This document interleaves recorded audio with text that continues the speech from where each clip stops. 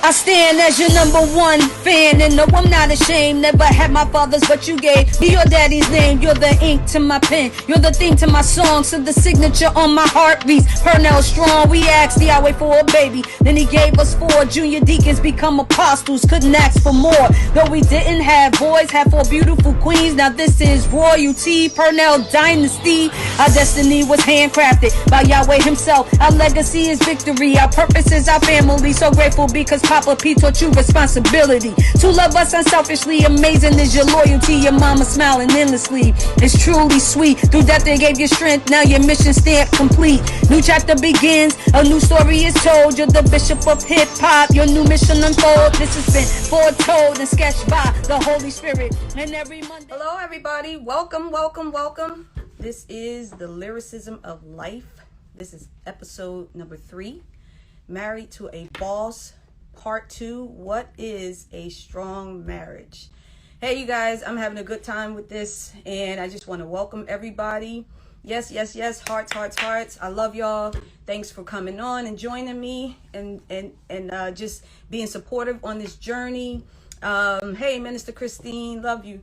And I just want to say that we're going to have a good time tonight. I am the lyrical apostle, and this is our journey. So please invite somebody to watch with us. Please invite someone because they're going to have a good time as well. If you guys are having fun with the Lyricism of Life, I need you to put it in the chat, put it on the thread so people can see, so that people can want to join, and people can want to journey with us. So tonight we're going to talk about we're going to drop some more gems about life, about marriage, about togetherness, about teamwork. So, you know, let's get ready to rumble. We're going to have Babe on again. This is part 2. I know you guys enjoyed him last week because he is something else. He is my handful, but I love him. And so, give me some feedback, you know, in the chat. Give some feedback. Ask questions if you like. We're going to offer you a chance to call in. I know we didn't get to that last week, but we will get to that this week. We will offer a chance for you to call in with questions, and just, you know, come along with us and talk with us. You know, marriage is a blessing to me, and I want to be a blessing to other people when speaking about my marriage, because I believe that happiness is attractive and happiness is contagious. And so I want my happiness to be contagious to someone, and I want someone else's happiness to be contagious for me too. So that's what this is all about. The lyricism of life. Things that happen to us in our lives, we want to be able to exchange with other people, to say, you know, congratulations on your great news, or hey, even if you're going through something that's not good, we can say, hey, you know, you can get through this. And so that's what we're here for. We are here because we're going to bring you the encouragement you need. We're going to give you the laughs you need. We're going to give you the chance to talk if you need. And so that's why this journey together is going to be something great. And I'm inviting anyone and everyone to be a part of that. Anyone and everyone to be a part of that. So let's get started. I'm waiting for Babe to sign in. I'm waiting for him to jump in, because we're going to have fun. So I hope everybody's feeling okay out there. I hope everybody is enjoying their marriage. I hope everybody is in a good space in their marriage, because that's what we want. We want people to be in a good space in their marriage. We want marriages to grow. We want marriages to be on the same team. We want marriages to have the same goals in Yahweh, the same goals in family, the same goals in parenthood, and just, you know, have goals to grow together as a whole, you know. So we're going to jump right in. Hey, how you doing, Dr. Apostle Chris? Everybody shout out Dr. Apostle Chris, getting everybody vaccinated, getting everybody safe. That's what we want. That's what we want. Hey, Minister Damaris. I see Armor Bearer Pharaoh, Pastor Monique. Hey, Apostle Allison. So he said he requested. Let me find Babe. So y'all give a big shout out. Babe's coming on. Bishop. There he is. Hey, Babe. Hey, babe, can you hear me? I can hear you. Can you hear me? Yeah, you said I was a handful. So if I'm a handful, what are you? 2 handfuls? I said you're my handful, and I love you. Okay. Yeah. Okay. I said I'm a handful. Don't come on here Yeah. ready to fight me because you thought I said No, I'm something not. bad about you. Look, nobody cared who I was until I put on the mask. A big shout out to Dr. Pastor Chris, who's going to be on CNN tomorrow. Woo! Big shout out. At 8 a.m. So, that's right. Looking forward to hearing from the doc, too. That's right. You look beautiful, babe. Thank you. You look beautiful, too. You found a phone booth? I'm sorry, what? Like Superman, phone booth? You disrespectful. No, I'm not. I'm funny. Yeah, I said nobody cared who I was until I put on the mask. I know, or the hat. I can take the hat off. No, that's a joke. Yeah, I know it's a joke. But the thing is, I really want to encourage people. You said happiness is contagious. Yes, happiness is contagious. Yes, Man, and that's you what come up with some powerful sayings. That's what we represent. We represent when we step into someone's presence. My sister Kim is here. My sister Kim Maria, Pastor Kim Maria. Yeah, that means my mom is here too. Yes. Oh, and my dad. Anna. Yes. So what I was saying is happiness is contagious because whenever we're in the midst of people, and this is something that you taught me about, you want to project your good for other people. You want to project your good so that people will cling to your good and they will find a strength in that. And so, well, what's so deep about that too is that you have so many married people who will argue about other people. And I think it's very important that within a marriage, within a union, you keep the subject about you, about your mate, about the person you're in love with. Don't make the subject somebody else. Wow, right. And yes. So forth. Because a lot of times within marriages, the subject becomes somebody else because either of an insecurity or something else. You know, I'm a firm believer that no one has the power to break up a marriage but the people in the marriage. Yes. And that's when the people within the marriage have to communicate. They have to be very honest, very open. I think what marriage is, it is one of the highest forms of relationship. And it's one of the relationships that need full agreement. When you look at other relationships as uncle, aunt, you don't need full agreement. Mother, father, you don't need full agreement. Mother, daughter, son, daughter, father, son, father, daughter. As a matter of fact, usually it's the adult who'll say, based on relationships, that they don't need agreement. But in marriage, you need agreement. You need agreement in order to be happy. You need agreement in order to have peace. You need agreement to know what direction you're going to go in. My old pastor, Pastor Herb Green from Newark Gospel Tabernacle, he always would say, whenever a man has to say he's the head of the household, he's dealing from a position of weakness. Right. That it should always be a position of agreement and not a position of, I'm a soldier and so forth. It should be a position of agreement. And that's very important because we have to remember within the word, within the text, is that Eve was not in subjection unto her husband until after the fall, until after the error, and so forth. So, but I really love that. I believe you need the agreement. I believe you need the conversation. I believe if there's problems in your marriage, you don't have love for your marriage if you're waiting for it to fail. There's a lot of people who are waiting for their marriages to fail, but you're only waiting for something to fail if you're not happy, if you don't have that agreement. And then I always teach, I believe marriages need support systems. They need other marriages and friendships. That's true in sports. That's true in sports and so forth and so on. Before you go too far, we didn't drop a song yet. Yeah, I know. I was waiting for you to do your Lays Elliott moment because you know Lays Elliott. This is the lyricism of life, so we gotta give them lyrics.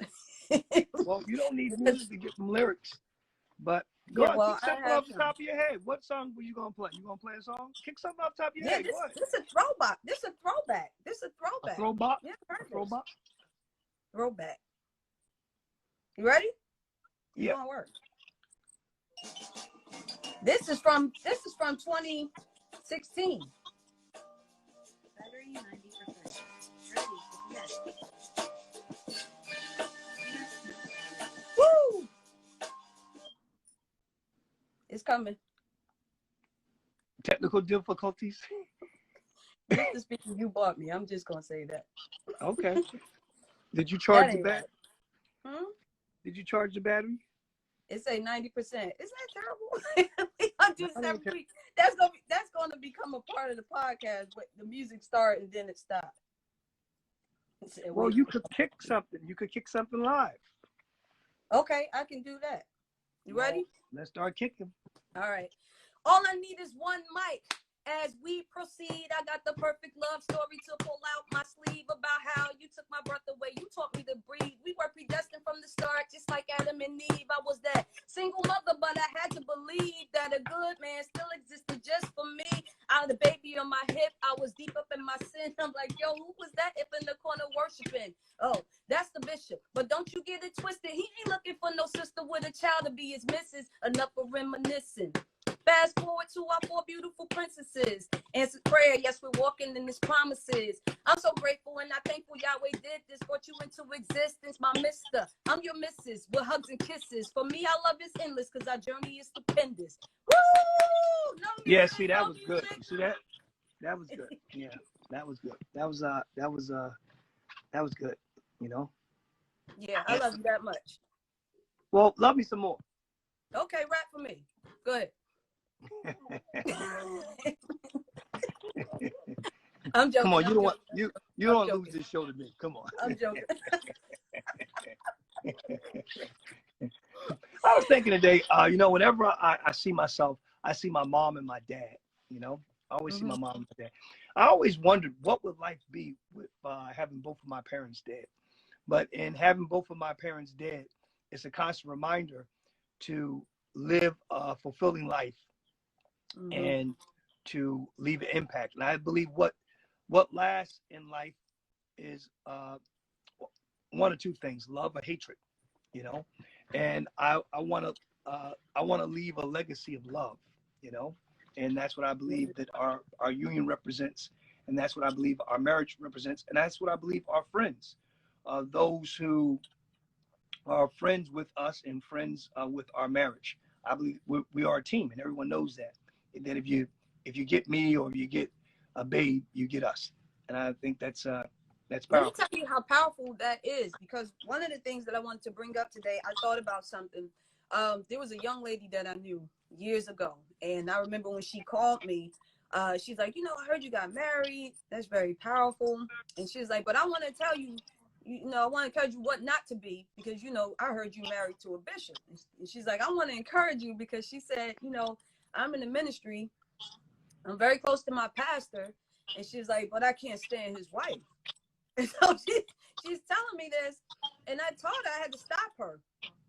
And I said, I don't know what you mean. You want to encourage me what not to be like, because you're in error. Like, how could you say you're best friends with someone and you hate their wife? And I was saying, you know, I don't come into agreement with that. And I was like, if his wife knew this, then it's her job for her and her husband to make sure that they have agreement, whereas you can't hinder that. You know, and so she didn't really like me saying that, but I thought it was deep that she thought she could get agreement from me saying that. She was really like, I don't think you could have good intentions. right. I think I counsel married people, and I don't think you could have good intentions, wishing or desiring ill against any marriage, regardless of their faith, regardless of their religion, or their beliefs. I'm not against I want to live my life in what I love, not what I disagree. And I want to live my life on what I can do and not what I can't do. But Right. I love having fun, you know, and so forth. Yeah. So I think a person even feeling comfortable to say that they have the wrong description of what marriage is, or what friendship is, or what Right. love is.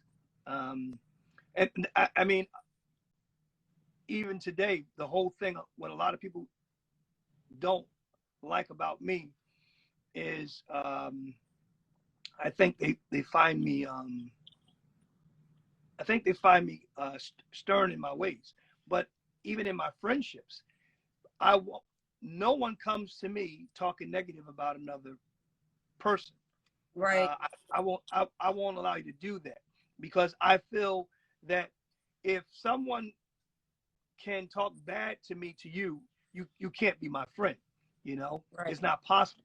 And that's what I'll defend. I'll defend my friendships, my family, and the people that I associate with. I mean, I don't agree with everything Dame Dash does, but I will defend him on my friendship level, you know, so forth and so on. Right.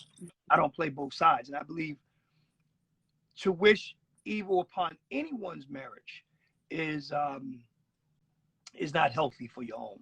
All right. So what I was going to say is, with playing both sides, that's a very powerful subject to talk about, because sometimes in marriages people play both sides between their marriage and their family, right? And so sometimes, like for instance, if you are in an argument with your mate, you should not go to try to make your family the mate's enemy, or go and run and talk about marriage and your marriage and your personal issues with your family, knowing that that's going to cause division.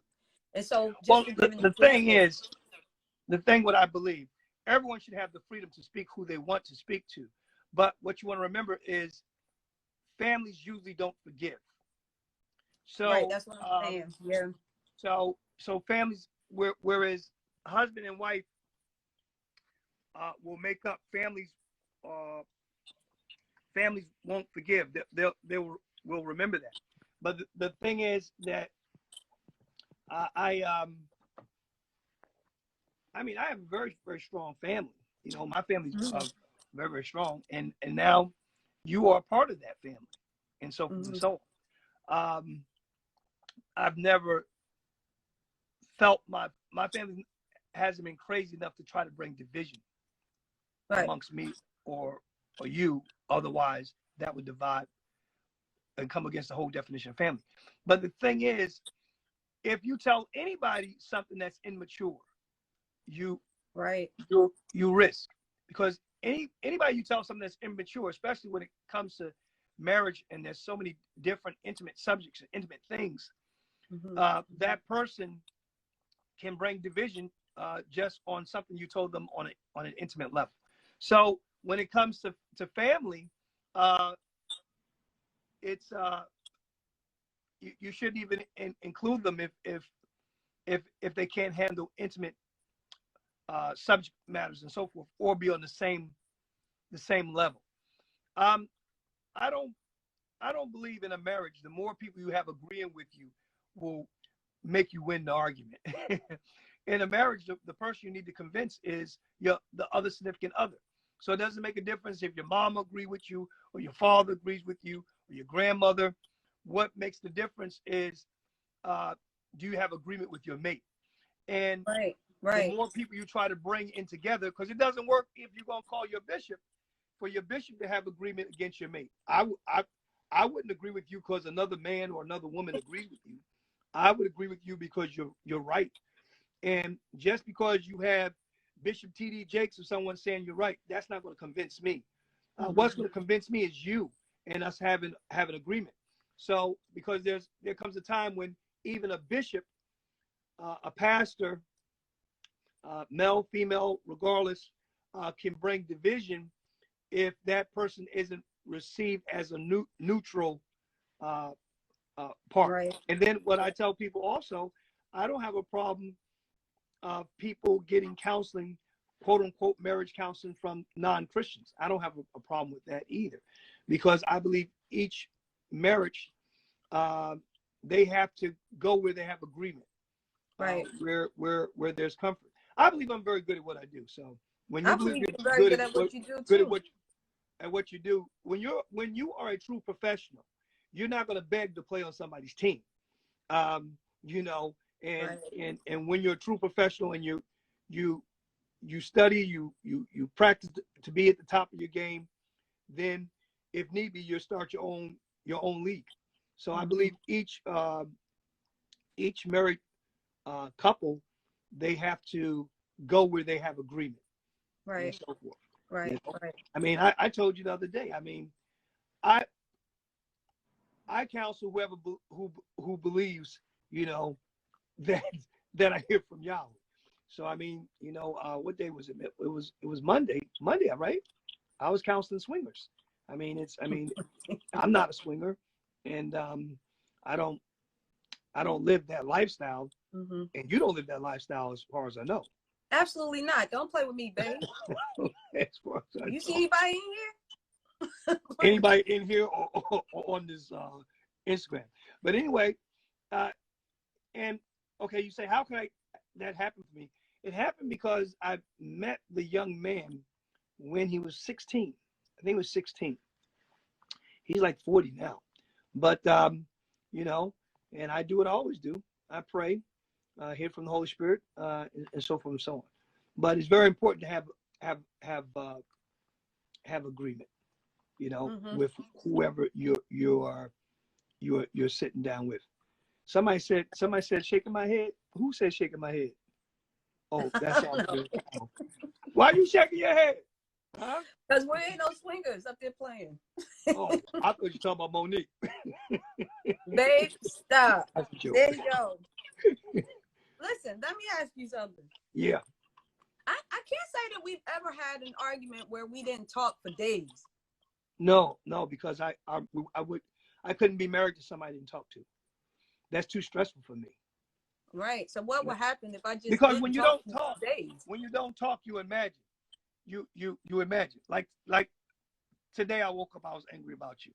I was angry because yeah, you always getting mad at a dream and live it out loud. I'm like, man, I'm gonna start. Well, in the dream, other end. in the dream, I caught you in a lie, and then I said some very I said some very hurtful things. But the thing is, you were working at a studio with this guy, and then you said you wanted to borrow my bike to go somewhere. I'm like, but you want to see the dude, and I felt that well, you were lying to me to go spend time with somebody else. You know, in your dream. Yeah, I woke up. You were right there, so I don't know what you were doing while I was asleep. I don't know if y'all were whispering in my ear. I think I woke you up because. And then you told me I'd have a bike. I got 2 bikes in the basement. You got a bike in the basement. I said you were talking, and I asked you what was wrong with you. Yeah, so I see someone wrote, when you don't talk, you imagine. Yeah. So when you have this wall of silence, I don't care who you are. When you're not talking to your mate, you're imagining what they're thinking, you know? Right. Or us religious people, we discern, you know? We're religious people, we discern and just getting mad. But to me, that's the worst thing. And then it's like to lay in the bed with somebody and just not talk to them, and you just feel like heaviness, you know? I think you would get up and wash the car. Wash the car, you know, when we used to live in Maplewood, walk, you know? And I think to be honest with you, I think it creates a significant other. It creates for you to be intimate with somebody else. You know? Yeah, wow. You know? That's what we used to really... always say in school, you know. Well, go ahead. What, you were gonna say something crazy? Maybe, but I don't like to say it. Yeah. Moving right on along. So you were talking about me riding your bike to see somebody in the marriage. What would just cause you to say that's it? Our marriage is over. Because Well, we in the don't go past, there. I've matured We now. And don't I go think, there. We never well, go there. but that is it. That would change now. Where in the past, I mean, everybody's different, and I don't like talking about this, but in the past, I've said if you cheated on me, that would be it. Where that's I can't say that's my reality now because it's we have kids, and you play a place in their life. You play a very very key. I mean, you do schooling with them. What I said is it's a difference, and this I'm just being honest. It's a difference in having a fling and having a full-blown relationship. Uh, what did Will Smith's was an entanglement? Oh my goodness. She had an entanglement. Bruh. But I, I, I, I, I mean, when I was younger, I said if you cheat on me, that was it. I wouldn't have anything to do with you. Whereas now, I believe I know you, so I think Yeah. I want to know why. I believe you know me too. I want to know why you cheated. You know what I'm saying? I want to know why you cheated and um, I I have too much invested to just throw you away. I mean, I couldn't. But that I mean, that in itself, I feel like I have too much invested in us to be a cheater. You know what I'm saying? And I'm not trying to say I'm above any type of craziness. Don't talk about yourself. Yahweh keeps us. I believe that. But also, what'd you say? Let it out before you make it big. Doing all these bus tours, huh? What you mean? I ain't doing no bus tours. I said before you make it big, doing. If I make it big, we make it big. I don't know what you mean by that, manager. Okay. All right. Well, there's a lot of people who make it big who have, I mean, they have these arrangements. And I think that's the whole thing. And I believe, well, you got to be honest. You know, you have to be honest if if people can handle money, people can handle fame. I agree. You have to be honest with what you're looking for. You know, I think marriage has to be strong I'm not looking before for that. a teenager. We were speaking about this the other day. I'm not looking for a teenager. I'm not looking for somebody 20-something-year-old. I'm not looking for that. You know what I'm saying? I've already lived that life. 20-something-year-old. I'm the 20-something-year-old. Go teach it. Go. No, but I think it's important for your marriage to be strong before anything like that because you know you have to be grounded and stable and know what you want. I think a lot of people who have gotten famous too quickly or before they were mature enough, they've done things that I'm sure by now they regret, you know, in their lives that broke up their marriages and what so forth. But it depends. It depends if their marriage had value. And that's the key thing. Right. You have to build value in marriage and you have to build value in relationship. That's also true with children. Well, not just children. It's true. My whole definition of ministry. You have to build value. When you build, I believe every relationship should be priceless. Yes. When every relationship is priceless, you can't sell that relationship. Some people can't handle this. I only have people in my life that I can't live without. Right. So then when people choose not to be in my life, I mean, I take that as Christ's perfect will to release them. You know, so many people, they'll talk about, oh, you know, this ministry, this ministry, that. People don't talk about how I've been hurt through ministry. Wow. And, that's powerful. people don't talk about I've invested my time, I've invested my youth, I've invested years, I've counseled people, prayed with people. No one talks about what they take from me and what I can never get back. I can never get that time back. The time I invested and so forth and so on, you can never get that back and so forth and so on. So that's a comment. It's very important to value relationships and knowing where each person rests in your life. You know, I believe, and I teach this, that each person's love should be like a fingerprint. Nobody should be able to love like that person. That's what makes that person memorable. That's what makes that person legend. Yes. that's when that person becomes legend, and so forth and so on. For instance, you know, I I didn't always agree with my dad, especially Witchcraft, but I never questioned whether or not he loved me. I knew my dad loved me. I knew that. Yes. I knew my dad loved me, and I knew so much came through when he said, "I'm not going to spank my kids because I had too many spankings." Mm-hmm. That there's a lot behind it, and so forth and so, and so forth. But that's the whole definition. So I have a definition of marriage, and in my definition of marriage is that it should remain. Now, I believe you need agreement for that, because when someone is going all out to destroy the marriage, you have to adapt. Because there's some people who sabotage their marriage, especially Yes. religious people, because religious people, they need a reason or a scripture. Mm-hmm. So it's wrong to sabotage your marriage and look for means for it to fail, so you can have the freedom to start something new. But I also want to emphasize this too. I mean, Mm-hmm. I don't believe Christ wants anybody to be miserable. Right.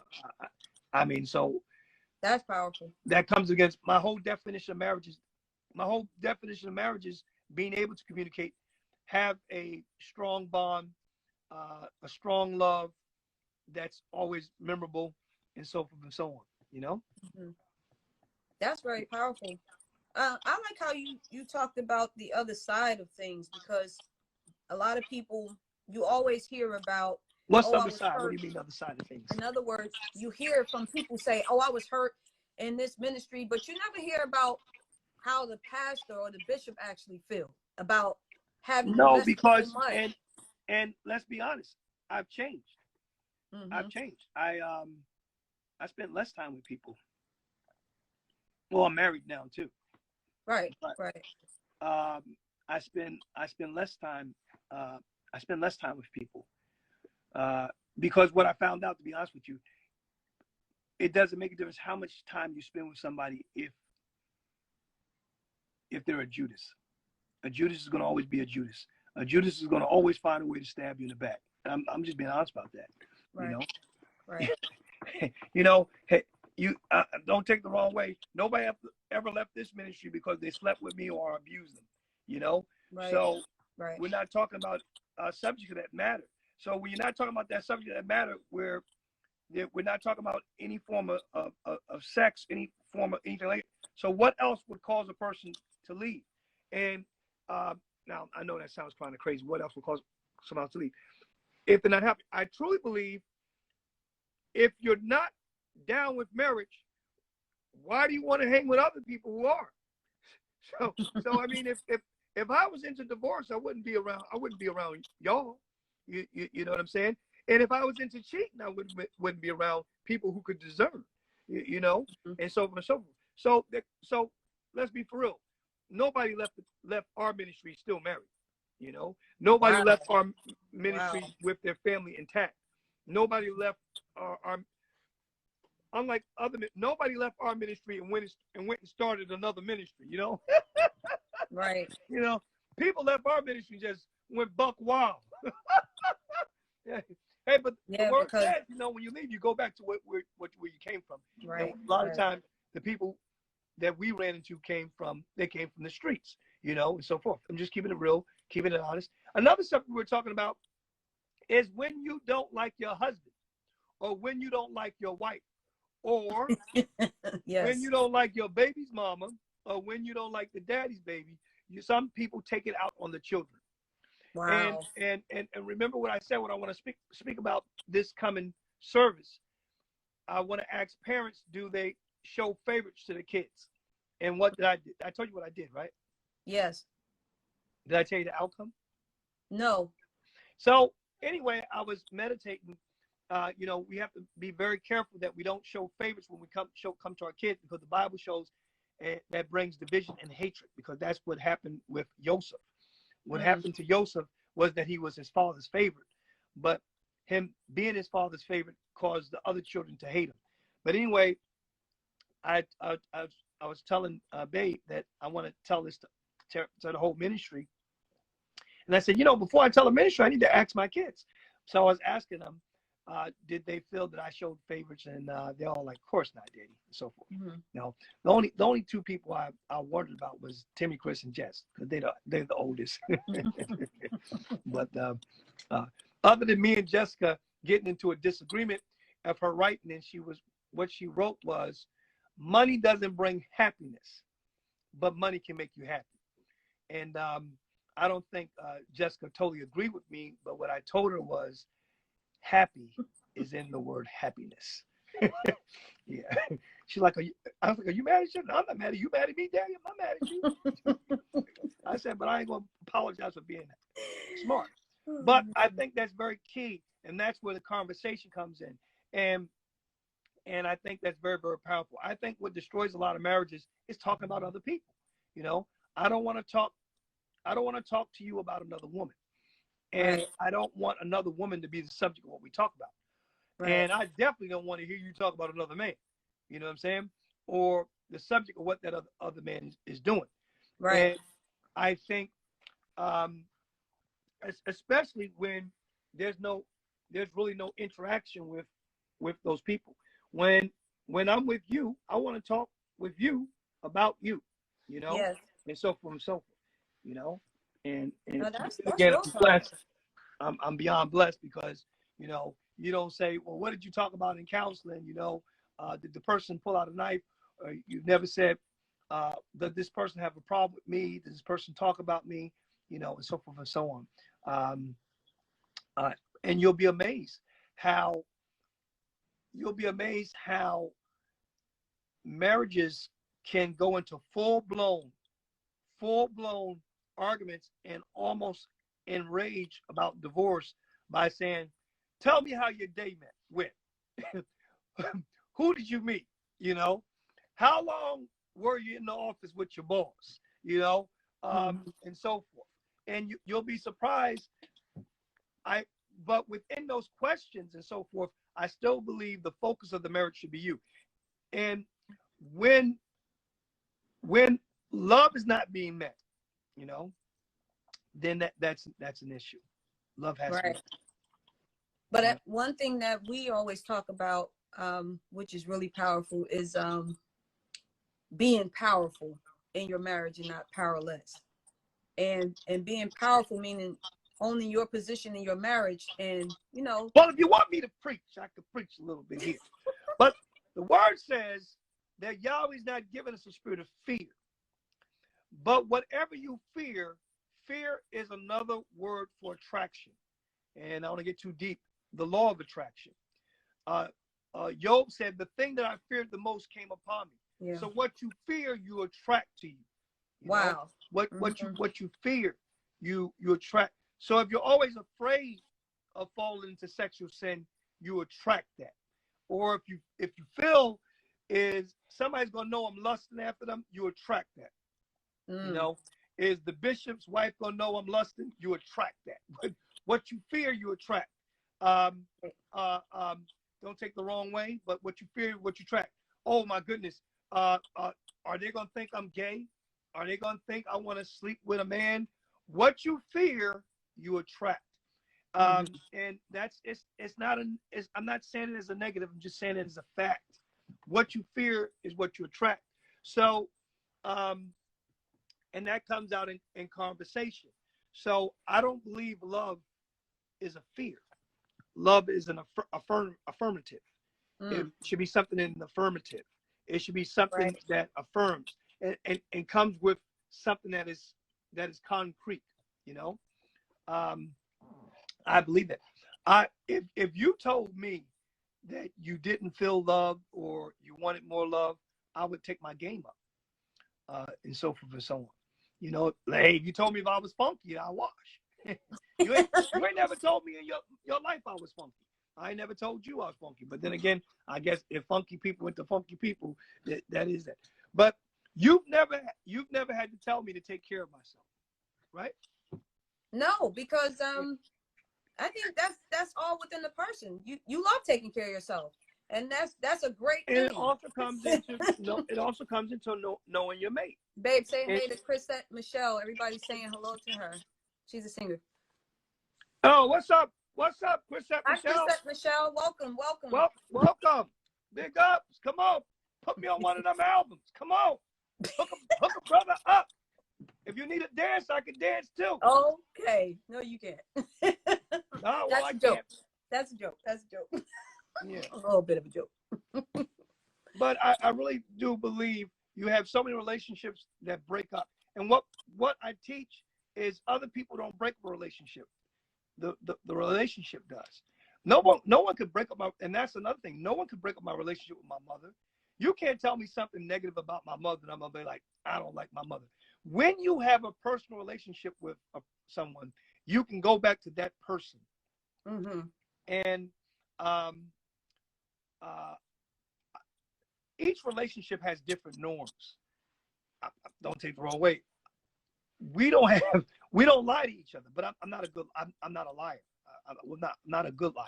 So I wouldn't lie. That helps for our relationship to work. That we don't. Yeah, lie to but each other. that's what come in hurt in a dream. But you were dreaming and you woke up mad. Like you'll be bugging. I'll let you know. You were side-eyeing me in the dark. I was like, yo, what are you doing? But what was so deep was I said so many bad things, you started to cry. And you like, yeah, but you still, you like, have you my always feelings felt in that the way? dream. Still, after you hurt my feelings in the dream, you woke up mad. We lost a lot of people talking about that dream. We lost like 7 people. I said, I side-eyed you like, what's wrong with you? You were looking at me from under the cover like, yeah, you had went to see this dude. I'm like, babe. On my bike. Not one of your cars. Well, you were going to see the on dude, your but bike. I deserved, you know. You were going to see the dude. I guess I was too scared to take the monster. Took your bike. You don't know how to drive a stick. But then again, like I said today, my cars would be of any value to me if I didn't have my marriage. There's so much attached to my marriage. Powerful. I agree. But that goes to, that's why you have to keep your marriage, and you have to know why, you know. Why. You have to know why.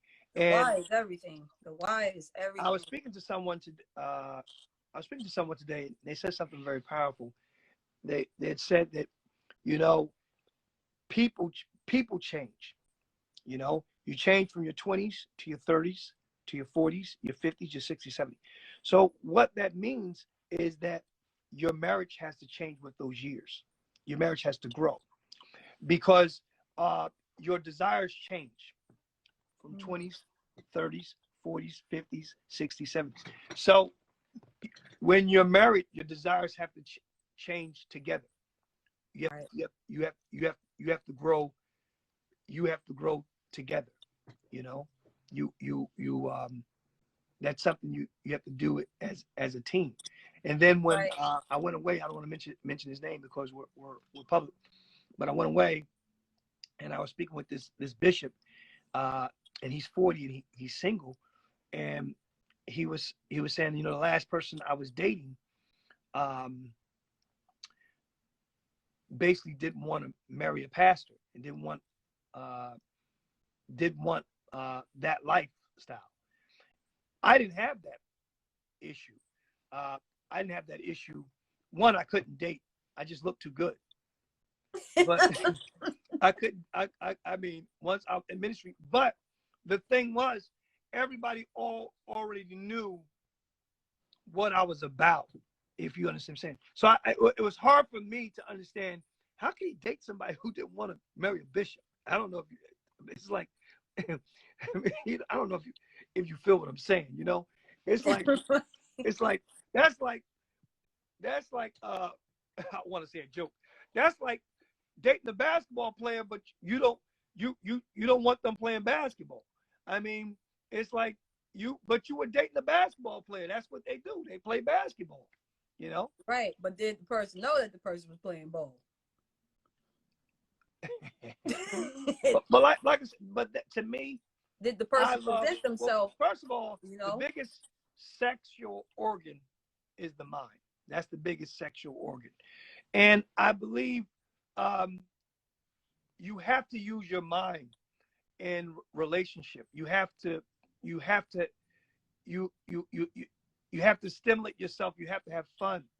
And to me, uh, using your mind, you have to communicate your mind. You have to communicate your mind through your words. Mhm. Communicate it. It doesn't make a difference how much you say you love someone.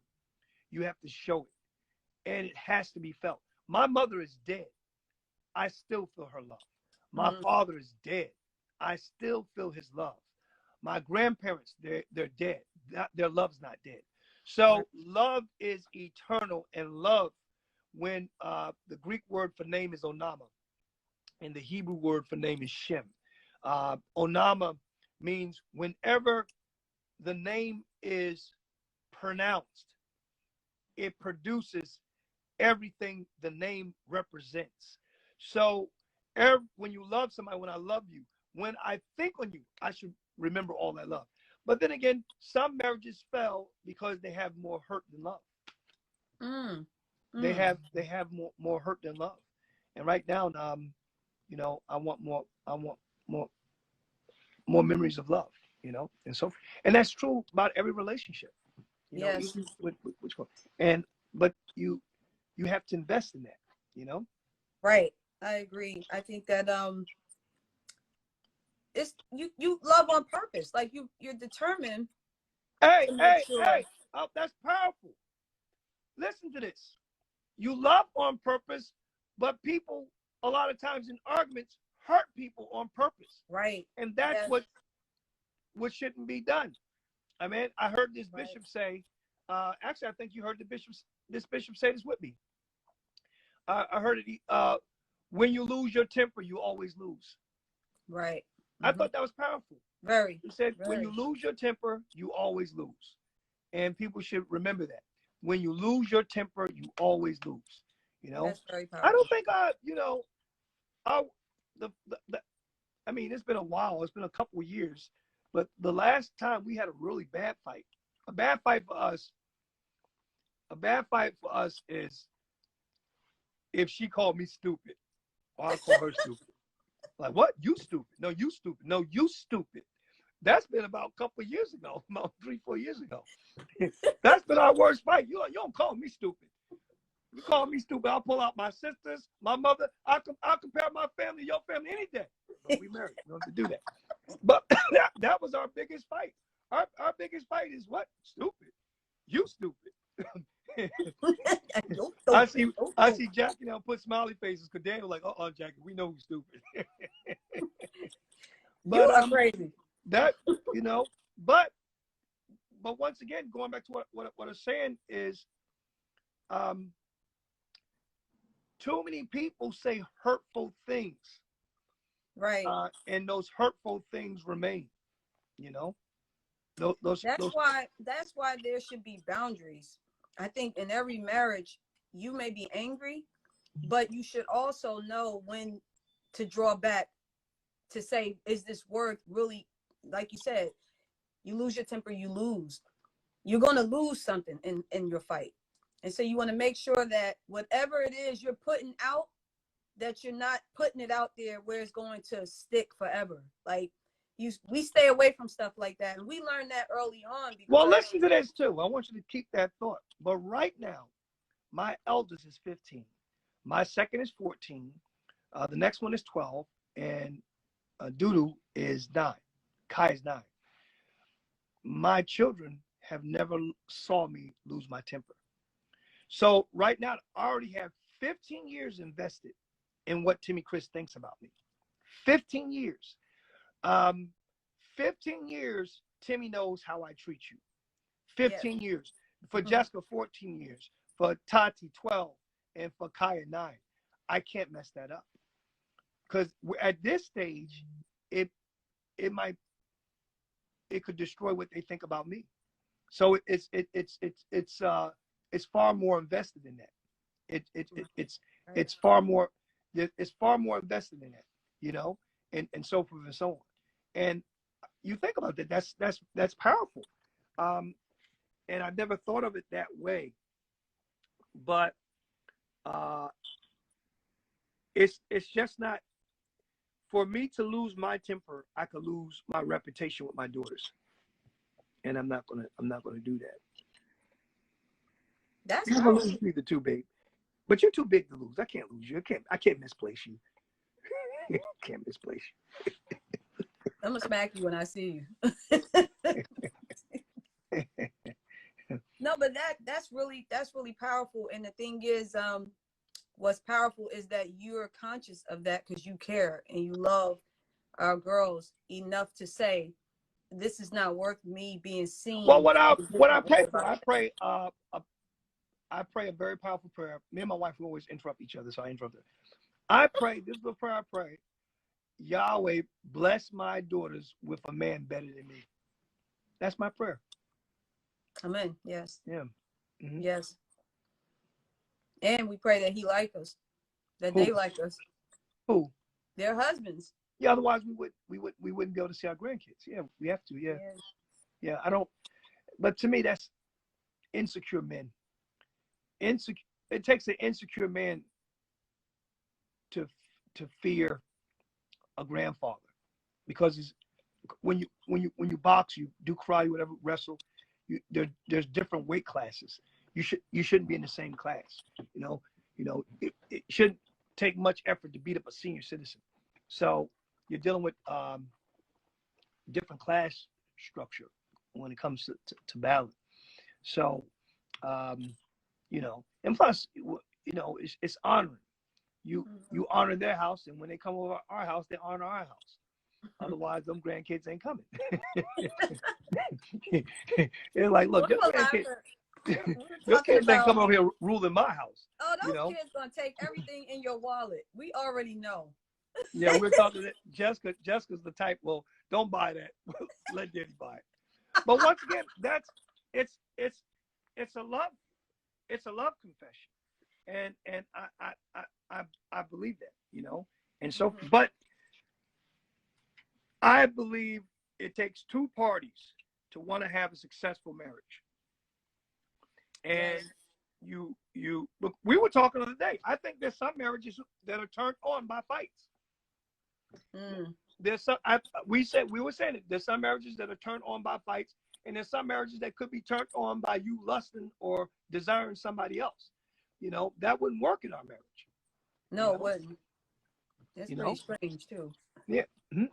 I said, yeah, no, it wouldn't work in our marriage. That's pretty strange. No, and so forth. So it's very important for for you to know the rules, the boundaries, and what is expected. And that should be known before you go to a greater commitment of the relationship. Right. That means you actually got to know somebody before you just said you're going to marry them. Yeah, and that's where a lot of church people go wrong. They'll let bishops and everybody else prophesy for you to marry somebody you don't even know. I know. I've seen it plenty of times as a kid. I've seen it. Well, I think you can say what I can say about our ministry, where I'm proud about our ministry, besides the fact that we have the best looking marriages in the world. The people who are married to one another, they for lack of a better word, they look like they belong together. They look like they match each other. They match, and so forth. I think that's very, very powerful. Yes. And I think I mean, you can see that, you can see that they have things in common. And I'll even go further than that. I even say even the marriages that left the ministry and broke up, at the time they were ordained to be together. Right. Right. Yeah. No, I agree. Very, very powerful to do so. But once again, I believe, I want to say this. I don't find marriage work. Do you find it work? No, I don't. I find marriage fun, honestly. I think it's not work when you're being you. Right, If right, if right. I'm just being me. So it's, I mean, I get in trouble for making jokes. I get in trouble for what I say. You know, um, I have the freedom to be me. You know, and you have the freedom to be you. You know, Right. and that's very important.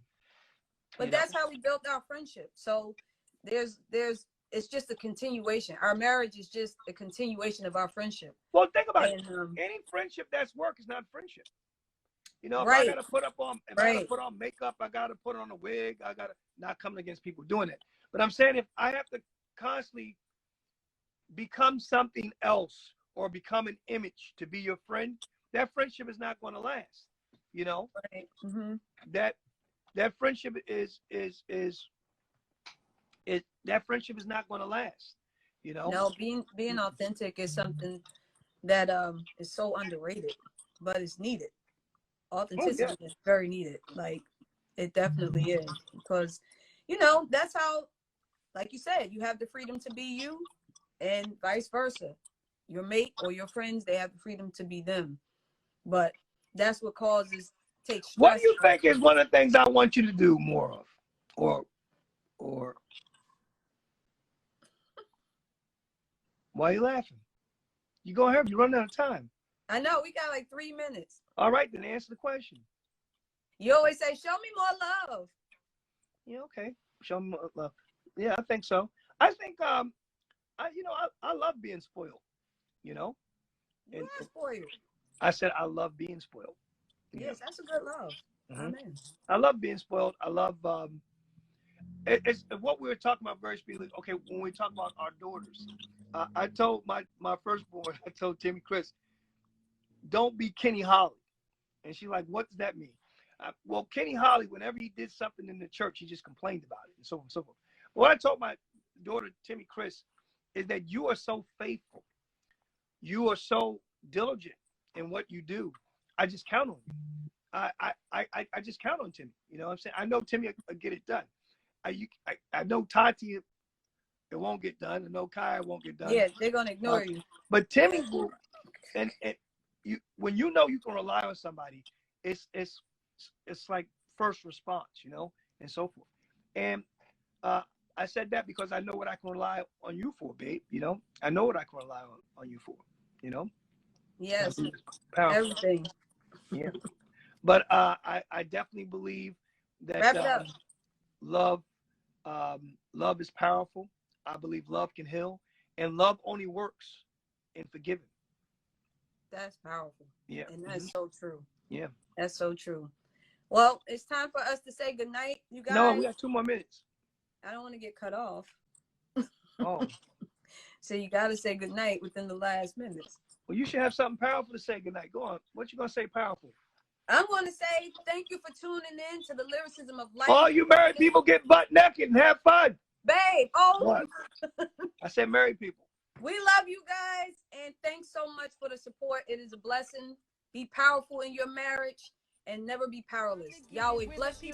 Shalom. There is nothing that we're fearing. It's party time. Let's celebrate because we're winning. It's like hitting that home run in the 9th inning. This is the day that Yah has made. Let us rejoice and be glad. It's Bishop's 54th birthday. Let's get it.